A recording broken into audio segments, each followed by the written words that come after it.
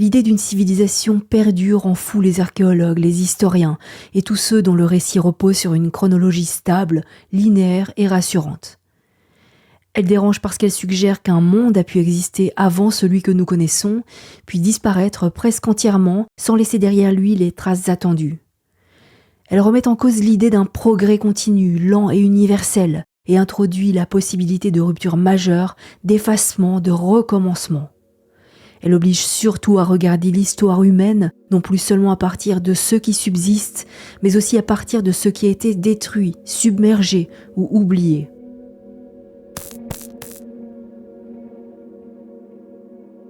À quelques kilomètres au large de la côte sud-est de l'Inde, à une profondeur de 23 mètres, une structure en pierre repose sur le fond marin du golfe du Bengale. Elle a été repérée en 1991 par une équipe d'archéologues marins du National Institute of Oceanography à l'aide d'un sonar latéral. Les plongées qui ont suivi ont permis d'identifier un ensemble construit de forme générale en U, d'un périmètre d'environ 85 mètres, constitué de blocs de pierre massifs et présentant par endroits des assises de maçonnerie. Il ne s'agit ni d'une formation géologique naturelle, ni d'un effondrement récent. Les chercheurs impliqués ont rapidement écarté l'hypothèse d'une structure ayant glissé ou sombré depuis la côte. Tout indique qu'elle a été édifiée à une époque où le niveau de la mer était plus bas et où cette zone se trouvait à l'air libre. Aucune datation archéologique classique n'a pu être effectuée. Aucun matériau organique exploitable n'a été retrouvé. En l'absence de céramique ou de bois, la chronologie ne peut être établie que par un autre moyen, la reconstitution de la montée du niveau marin depuis la fin de la dernière glaciation.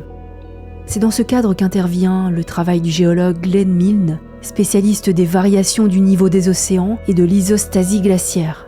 À partir de modèles intégrant la fonte des calottes glaciaires et les ajustements de la croûte terrestre, Milne a calculé à quelle période des zones aujourd'hui situées à 23 mètres sous le niveau marin ont été submergées dans cette région de l'Inde.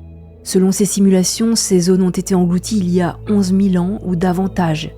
Si la structure observée a bien été construite à sec, comme l'indiquent les données disponibles, alors elle est nécessairement antérieure à cette date. Elle précède de plusieurs millénaires les premières phases reconnues de l'urbanisation historique du sous-continent indien. Ce constat ne permet pas de qualifier la nature de cette occupation, ni son degré d'organisation. Il établit cependant le fait que des constructions humaines existaient sur des territoires aujourd'hui submergés à la fin de la dernière glaciation et que leur disparition est due à un changement géographique majeur.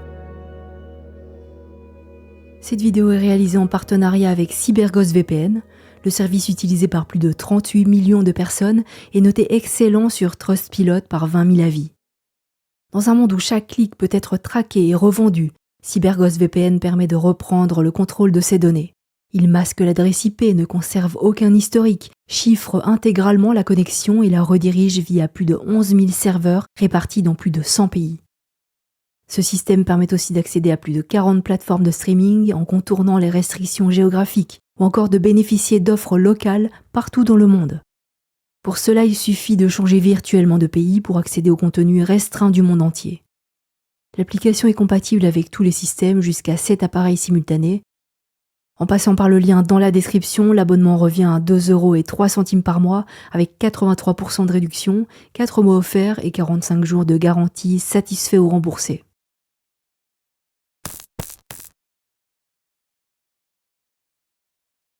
À la fin de la dernière glaciation, le climat mondial présente une anomalie majeure.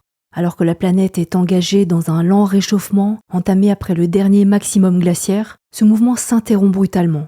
Il y a environ 12 850 ans, les températures chutent de manière rapide et marquée dans l'hémisphère nord. Cette période, connue sous le nom de Dryas récent, dure environ 1200 ans. Elle constitue la dernière et la plus longue des oscillations froides du tardiglaciaire, juste avant l'entrée dans l'Holocène, notre période climatique actuelle. À l'échelle géologique, ce refroidissement est extrêmement abrupt.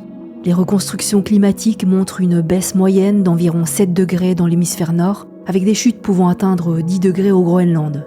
Les glaciers avancent de nouveau sur les terres septentrionales et montagneuses. Les paysages se transforment. Les écosystèmes se réorganisent sous contrainte. Ce retour du froid est suffisamment net pour être enregistré dans de multiples archives naturelles, carottes de glace, sédiments lacustres, dépôts marins et pollen fossiles. Le Dryas récent tire d'ailleurs son nom d'une plante, Dryas octopetala, typique des environnements froids de toundra et de haute montagne. Son pollen apparaît en abondance dans les couches sédimentaires de cette période, devenant un marqueur biologique clair de ce refroidissement. Ce qui rend cet épisode particulièrement déroutant, ce n'est pas seulement son intensité, mais sa place dans la séquence climatique globale. Le Dryas récent s'insère entre deux phases plus chaudes, l'interstade Bolling-Alérode qui le précède et le début de l'Holocène qui le succède. Autrement dit, il interrompt un processus de réchauffement en cours avant que celui-ci ne reprenne de manière encore plus spectaculaire. La fin du Dryas récent est en effet marquée par un réchauffement extrêmement rapide. En l'espace de 50 à 60 ans, la température moyenne de l'hémisphère nord augmente d'environ 7 degrés, avec des hausses locales pouvant atteindre 10 à 12 degrés. Ce basculement brutal est parfois décrit comme l'un des événements climatiques les plus violents connus à l'échelle du Quaternaire. À cette instabilité climatique s'ajoute un phénomène majeur, indissociable de la déglaciation, la transformation rapide de la géographie planétaire. Entre environ 15 000 et 6 000 ans avant notre ère, le niveau des océans s'élève d'environ 120 mètres. Cette montée des eaux constitue l'un de ses effets structurels les plus déterminants. Elle entraîne l'engloutissement progressif puis définitif de vastes zones aujourd'hui immergées. Ces territoires qui représentaient alors des espaces émergés continus disparaissent du paysage terrestre en quelques millénaires, parfois en quelques siècles. Les lignes de côte se déplacent de manière spectaculaire, des régions entières cessent d'exister physiquement sans laisser d'autres traces que des reliefs submergés et des dépôts sédimentaires enfouis sous les océans actuels. Le Dryas récent apparaît ainsi comme un événement à la fois climatique, environnemental et géographique. Il ne modifie pas seulement les températures moyennes, mais redéfinit les conditions mêmes de l'habitabilité terrestre. Il impose des contraintes extrêmes aux écosystèmes, fragilise les ressources disponibles et transforme durablement les espaces accessibles à l'occupation humaine.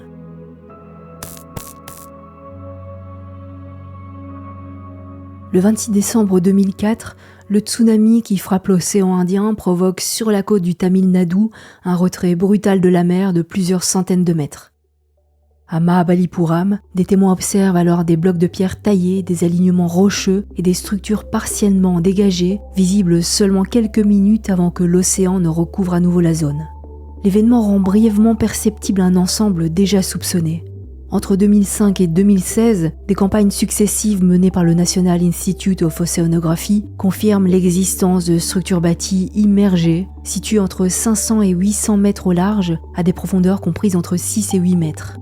Le tsunami de 2004 n'a donc pas créé ces ruines, ni même véritablement révélé leur existence. Il a seulement levé, l'espace de quelques instants, le voile sur un paysage bâti, submergé, attestant que cette portion du littoral fut occupée, structurée et aménagée bien avant sa disparition sous les eaux.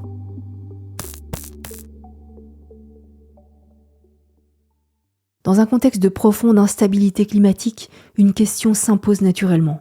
Le Dryas récent résulte-t-il uniquement d'un basculement interne du système climatique terrestre, ou bien a-t-il été déclenché par un événement plus rare, plus brutal, capable de provoquer une rupture à l'échelle planétaire ? Parmi les hypothèses discutées figure celle d'un impact cosmique survenu au début du Dryas récent.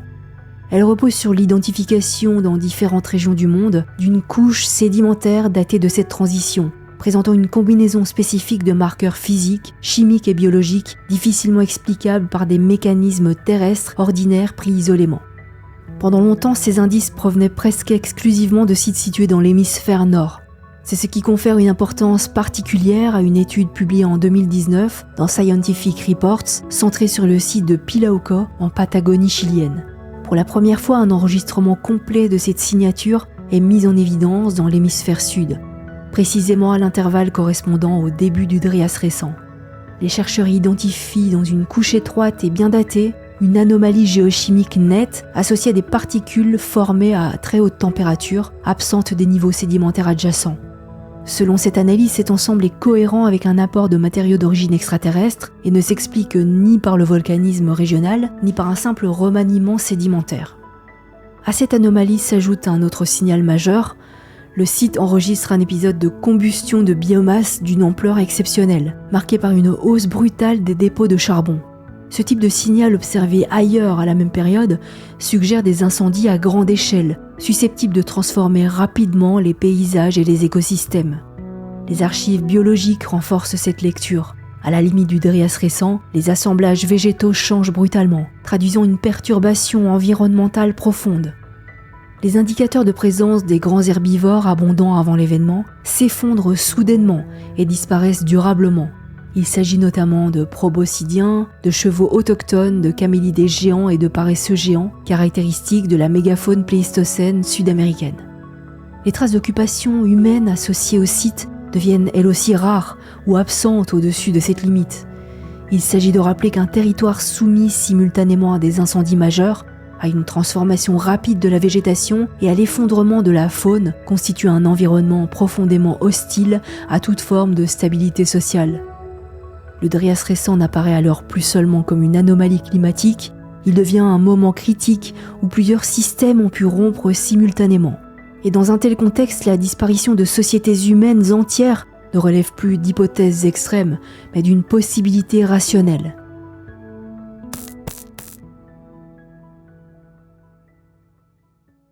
Pendant longtemps, l'histoire des Amériques s'est construite autour d'un cadre chronologique étroit, considéré comme stabilisé. Selon ce modèle, la présence humaine sur le continent ne pouvait pas être antérieure à environ 13 000 ans avant le présent, à la toute fin du Pléistocène. Cette date devenue une borne dogmatique structurait l'ensemble du récit archéologique américain. Longtemps, cette présence humaine ancienne a été envisagée comme marginale, de petits groupes dispersés, faiblement nombreux, sans structure durable, laissant peu de traces et n'ayant qu'un impact limité sur leur environnement. Cette représentation s'est imposée moins par l'abondance des preuves que par la rareté des données disponibles et par la difficulté technique et méthodologique d'explorer des périodes aussi anciennes. Ce modèle reposait sur une série d'hypothèses cumulatives. L'accès au continent américain était conditionné par l'ouverture tardive d'un corridor libre de glace entre les calottes laurentidiennes et cordillériennes, supposé praticable seulement après 13 500 ans. Avant cette date, l'Amérique était considérée comme fermée, inhospitalière, inaccessible. Toute présence humaine antérieure était jugée incompatible avec l'état des connaissances, non parce qu'elle avait été réfutée empiriquement, mais parce qu'elle contredisait le cadre théorique dominant. Ce cadre interprétatif a pourtant commencé à se fissurer. Au fil du XXe siècle, l'ancienneté de la présence humaine en Amérique a été progressivement réévaluée, souvent à contre-courant des certitudes établies. À chaque étape, des découvertes ont obligé à repousser les limites admises, révélant un passé plus profond, plus complexe et moins linéaire qu'on ne l'avait imaginé. C'est toutefois avec les découvertes de White Sands au Nouveau-Mexique qu'un seuil a été franchi. Dans les sédiments d'un ancien lac asséché, des centaines d'empreintes humaines ont été mises au jour, datées d'environ 21 000 à 23 000 ans avant le présent. Elles attestent de la présence de groupes humains en Amérique du Nord en plein dernier maximum glaciaire, à une époque longtemps considérée comme incompatible avec une occupation durable du continent. Ces traces témoignent de déplacements répétés, d'allers-retours, d'empreintes d'adultes et d'enfants parfois associées à celles de la mégafaune. Elles dessinent l'image d'une présence inscrite dans le temps, adaptée à son environnement et capable de perdurer dans des conditions climatiques extrêmes. White Sands impose un constat désormais difficile à contourner. L'Amérique était habitée bien avant la fin de la glaciation. Nous ne savons pas à quel point cette humanité était structurée, organisée ou hiérarchisée, mais nous savons désormais qu'elle était ancienne, installée et exposée à un choc majeur.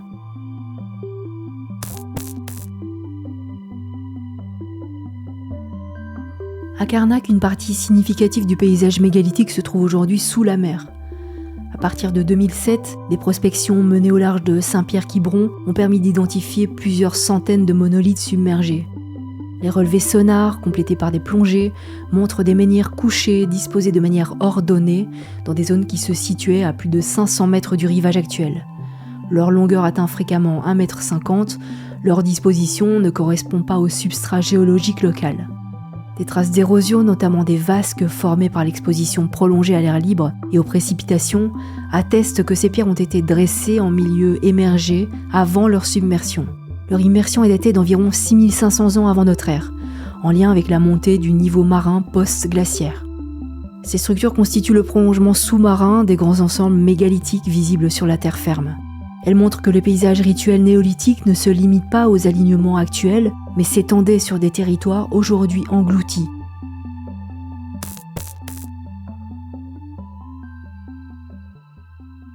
À la fin de la dernière glaciation, la fonte progressive des grandes calottes glaciaires entraîne une élévation rapide et durable du niveau des océans.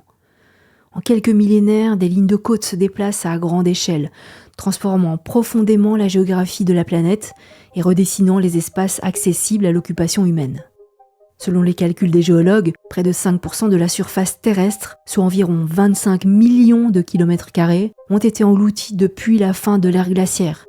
Cela correspond à une superficie équivalente à celle des États-Unis et de l'Amérique du Sud réunis. Une part significative des territoires les plus favorables à l'établissement des sociétés humaines se trouve aujourd'hui sous les océans. L'archéologie toutefois demeure largement tributaire de la Terre émergée. Elle étudie ce qui est accessible et visible. Ce cadre méthodologique indispensable introduit pourtant un biais structurel rarement explicitement formulé. Une part considérable du passé humain se situe désormais hors de son champ d'investigation. Ce biais est renforcé par une réalité souvent méconnue. Notre connaissance des fonds marins reste extrêmement limitée. À ce jour, seuls 25% des profondeurs océaniques ont été cartographiées et à peine 5% ont fait l'objet d'explorations directes. Dans ce contexte, l'absence de vestiges ne peut être interprétée comme une absence d'occupation. Si des groupes humains se sont établis durablement sur des territoires aujourd'hui engloutis, il est logique que leurs traces aient été détruites, dispersées ou rendues inaccessibles par la submersion et par les limites actuelles de l'exploration sous-marine. Le silence archéologique devient alors une conséquence attendue et non une anomalie. Ce constat n'implique aucune hypothèse sur le degré d'organisation ou de complexité de ces sociétés. Il établit un cadre plus rigoureux. Notre vision des origines humaines est nécessairement partielle, parce qu'une partie du monde habité a physiquement disparu et demeure pour l'essentiel inexplorée. L'histoire ancienne ne se lit donc pas uniquement à travers ce qui subsiste, elle doit aussi être pensée à partir de ce qui a été effacé. Et ce qui était englouti ne constitue pas un détail périphérique du récit humain, mais l'un de ses angles morts fondamentaux.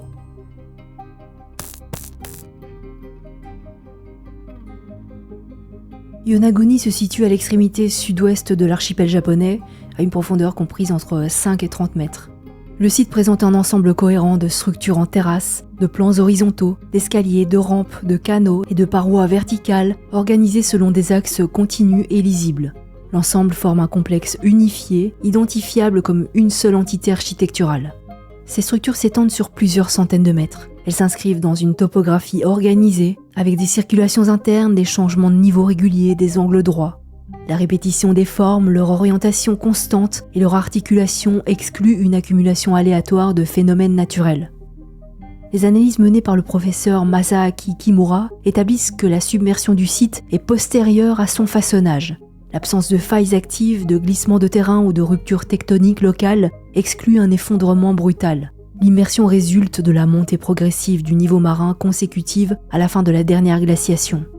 La chronologie repose sur un indicateur direct. Des algues corallines fixées sur les parois taillées ont été datées au carbone 14. Ces organismes attestent d'une submersion effective il y a environ 6000 ans. La structure est nécessairement antérieure à cette date, puisqu'elle devait être émergée lors de son façonnage. Les courbes eustatiques montrent que les zones aujourd'hui situées entre 20 et 30 mètres sous le niveau marin étaient émergées avant la stabilisation holocène.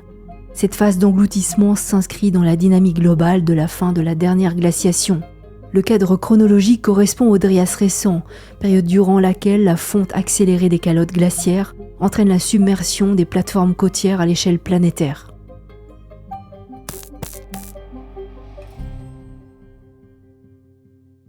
Avec les mythes du déluge qui traversent depuis si longtemps la mémoire des hommes, une chose s'impose, notre espèce conserve le récit d'une destruction par l'eau, répétée à une échelle difficilement compatible avec le hasard culturel. Plus de 500 récits du déluge ont été recensés à travers le monde. Ils apparaissent sur tous les continents, dans des sociétés séparées par des océans, des millénaires et l'absence de tout contact historique identifiable. Lorsqu'on isole un corpus comparatif, comme l'a fait l'anthropologue Richard André à la fin du XIXe siècle, le constat devient plus précis encore. Sur 86 mythes analysés en détail, 62 ne présentent aucune dépendance directe aux traditions bibliques ou mésopotamiennes. La récurrence relève donc d'une multiplication indépendante du même type de récit. Sous des noms différents, on retrouve pourtant la même charpente narrative, une montée des eaux qui efface le monde habité, un avertissement ou un signe, quelques survivants, un refuge en hauteur ou une embarcation, des semences, des animaux ou une lignée préservée, puis un recommencement. Ce socle demeure malgré la diversité des dieux, des morales, des paysages et des noms propres. On le rencontre en Mésopotamie avec Utnapishtim, dans la Bible avec Noé, en Grèce avec Deucalion, en Inde avec Manu, dans l'Égypte funéraire, en Chine dans les récits du chaos cosmique, en Océanie dans les traditions de submersion et de recréation, et dans les Amériques, du Popol Vuh au mythe inuit. À ce stade, il n'y a rien à prouver par la poésie. Un mythe ne remplace ni une datation, ni une stratigraphie, mais un mythe fonctionne comme un format de transmission. Il condense une information en séquences stables, il la rend mémorisable, il la rend répétable, et il la fait survivre là où le détail technique disparaît. C'est en ce sens que le déluge agit comme un vecteur de mémoire collective post-cataclysmique. Il encode un message simple et durable, et il le transmet dans une langue imagée parce que cette langue survit lorsque la précision factuelle se perd. D'un bout à l'autre du monde, le même signal se maintient, l'eau a effacé un âge du monde et l'humanité a dû repartir. Le Dryas récent ne fournit pas la preuve des mythes, il fournit le cadre qui rend ce type de mémoire intelligible. Une rupture climatique brutale, suivie d'une recomposition accélérée des environnements, puis d'une montée des mers suffisante pour effacer des territoires entiers, produit un monde où la disparition physique précède l'oubli social. Cette mémoire du déluge se prolonge dans plusieurs régions du monde par des traditions beaucoup plus précises. Celles de terres d'origine disparues, localisées, nommées, situées hors du monde actuel. Dans l'Inde méridionale, les traditions tamoules évoquent Kumarikandam, un territoire ancien décrit comme vaste, habité, structuré, associé à un âge antérieur. Sa disparition est attribuée à la montée des eaux. Il ne s'agit pas d'un mythe cosmologique, mais d'un récit géographique, une terre située au sud, aujourd'hui absente, engloutie. En Mésoamérique, les traditions aztèques situent l'origine des peuples sur Aztlán, une terre première, quittée après une rupture liée à un départ forcé et à une migration. Là encore, le récit ne décrit pas la création du monde, mais la perte d'un territoire d'origine. Aztlán n'existe plus dans le paysage connu, il appartient à un espace effacé. Ces traditions ne relèvent pas d'une transmission historique commune, elles partagent pourtant une même structure, une terre ancienne, aujourd'hui absente, située dans une direction maritime, associée à un âge antérieur à l'ordre actuel du monde. Ce motif n'ajoute aucune preuve archéologique, il ajoute une contrainte. Si à la fin de la dernière glaciation, de vastes zones côtières ont été englouties à l'échelle planétaire, alors la persistance de récits de terres perdues cesse d'être une singularité culturelle. Elle devient un effet attendu de la disparition physique des territoires. Ces récits ne documentent pas une civilisation globale, ils ne décrivent pas un âge d'or unifié, ils enregistrent une perte, une absence, un effacement spatial. Ils fonctionnent comme des marqueurs mémoriels d'un monde antérieur, partiellement détruit par la montée des mers. Le Dryas récent constitue le cadre géophysique dans lequel ces mémoires deviennent intelligibles. Le problème n'est donc pas l'absence de preuves d'un monde antérieur, mais le fait que ce monde ait été en grande partie effacé par des processus climatiques et géographiques désormais bien documentés. Ce que nous appelons aujourd'hui l'origine de la civilisation pourrait ainsi n'être que la survivance fragmentaire de ce qui a résisté à l'effondrement, et non le véritable commencement de l'histoire humaine. Merci à CyberGhost VPN d'avoir sponsorisé cette vidéo. N'oubliez pas de cliquer sur le lien dans la description pour obtenir la réduction exceptionnelle accordée aux abonnés de la chaîne.